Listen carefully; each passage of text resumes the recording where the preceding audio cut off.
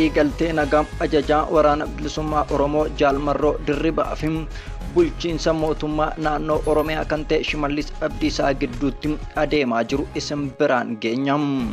Torbee darbee keessa mootummaan naannoo Oromiyaa Shimallis Abdiisaa Jaalmarroo fi Abdii waliin bosona dhaqee bakka isaan barbaadanitti waliin dubbadhee nagaa buusuudhaaf qophiidha erga jedheen booda ijoo dubbii ta'eetu jira. Dhimma kanarrattis waraanni bilisummaa Oromoo guyyaa har'aa deebii kenneetu jira. Akkuma beekamu waggaa 8 ol dirreen Oromiyaa dirree waraanaa kan ta'e amma immoo gara goolabaatti dhufinnaa kan jedhu namoonni hawwiidhaan eegaa turani. Gama mootummaatiin yeroo dhiyoon asitti Oromiyaa keessatti nagaanii buusna obboloota gidduudhaan afaan qawwee ni callisiisna kan jedhu hedduminaan olii gad deemaati jira. Yaadi kunis yaada sobaatiin afaan qawwee haala kanaan callisuu hin danda'an jedhanii namoonni yoo morman gariin immoo waatu duuba jiram abdiin ni jiram afaan qawwee obboloota gidduudhaa ni callisaa yaada jedhutu olii gad deemaa jira. Yaada kana lameenuu kan walitti araarsu walii galteem waraanni bilisummaa Oromoo fi mootummaa irra gahanidha.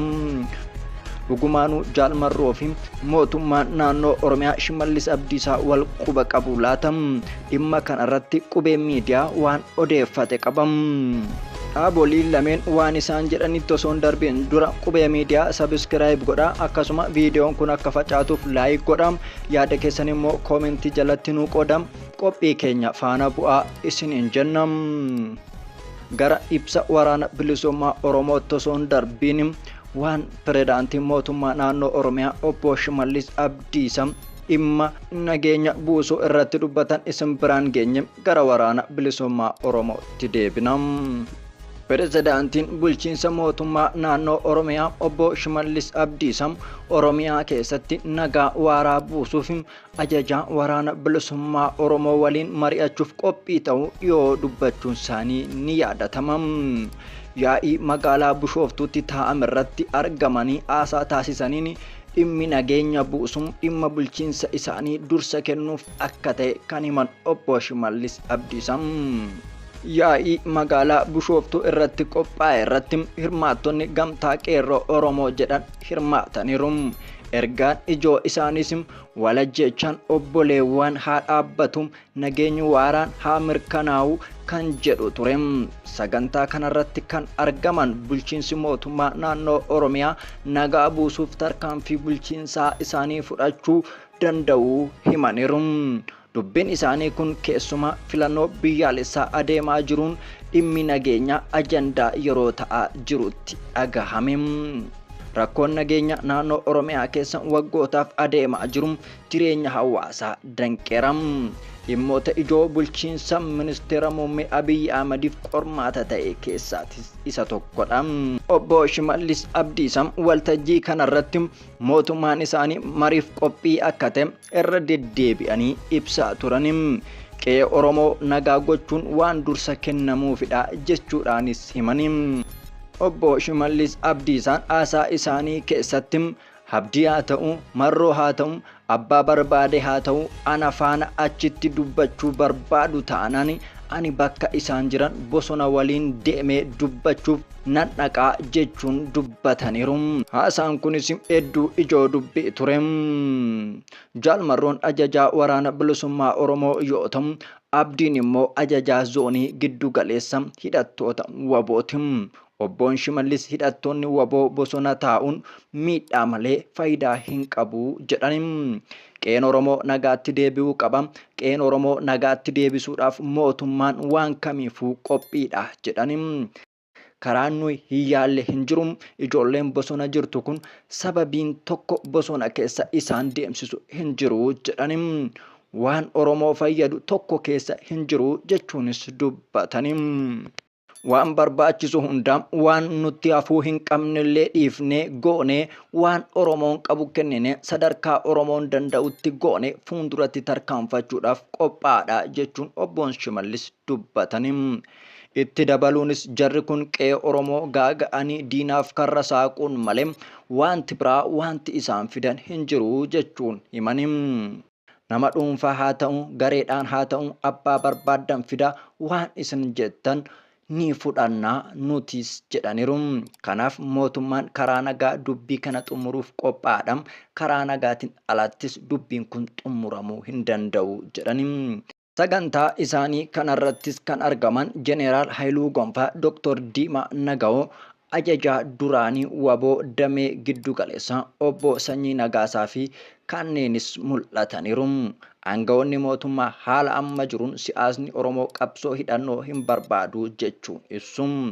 Sochii gamtaa qeerroo dargaggoota Oromoo jedhamuu fi afaan qawwee haa duudu jechuun dhiyeessaa jiru mootummaaf humna guddaa itti horaa jechuunis himani. Waraanni bilisummaa Oromoo kan waggoota muraasa darbaniif mootummaa loluu itti fufan immoo yaada mootummaa faallessu dubbatu. Gorsaan olaanaa ajajaa waraana bilisummaa Oromoo obbo Jireenyaa Guddatam akeekni haasaa obbo Shimallis Abdiisaa dhugaa miti kijibadha jedhu. Maaliif dhugaa miti jettee yoo na gaafatte jara kana har'a beekna miti akkaataa isaan siyaasa biyya sanaa ilaalan ni beekna jechuun dubbatu. Uummata kanarratti lola labsan kan jedhu obbo Jireenyaan obboon Shimallis ilaalcha yookiin amansiis yookaan burjaajii jedhu amanuu jedhani. Namoota malammaluu maallaqaan bitum aangoo isinii kennina jedhanii ofitti harkisu sanaa booda uummatichi rakkoo isaa furamee dhiisee dhimma keenya miti waan jedhudha. Siyaasa isaan gaggeessan walumaa galam siyaasa wal'aatii jechuun himatu. Yeroo ammaa dhimma kana obbo Shimallis kan kaasan filannoon waan dhiyaateef akka ta'e yaada qaban ibsu. Namuma nagaadhaaf waan dhimmu nagaadhaaf waan hunda dabarsee kennuu barbaadu wayiin tokko fakkeesse haasam kijibaa jechuudhaan jedha Jireenyaan. Obboon Shimallis haasaa isaanii keessatti hidhattoota kana waliin walii galuudhaaf mootummaan akka isaan simatu himaniiru. Yaada kana garuu obbo Jireenyaan shakkii irraa akka qaban dubbatu. Obbo Jireenyaan gara fuulduraatti mootummaa waliin mari'attanii nagaa buusuudhaaf yaada qabduus jennee gaafanneerra. Obboon Jireenyaas mariin haqa qabeessaa fi gaaffii Oromoo deebisu yoo jiraate nuti nagaa buusuu fi marii sanatti hirmaachuudhaaf qophii ta'uu isaanii himaniiru. Egaa mootummaan gama isaatiin obboloota gidduudhaan afaan qawwee haa callisu jedhee yeroo sochii taasisaa jirutti waraanni bilisummaa Oromoo immoo haasaa kijibaatii jechuudhaan yaada faallaasaa kennuun immoo dubbii biraadha.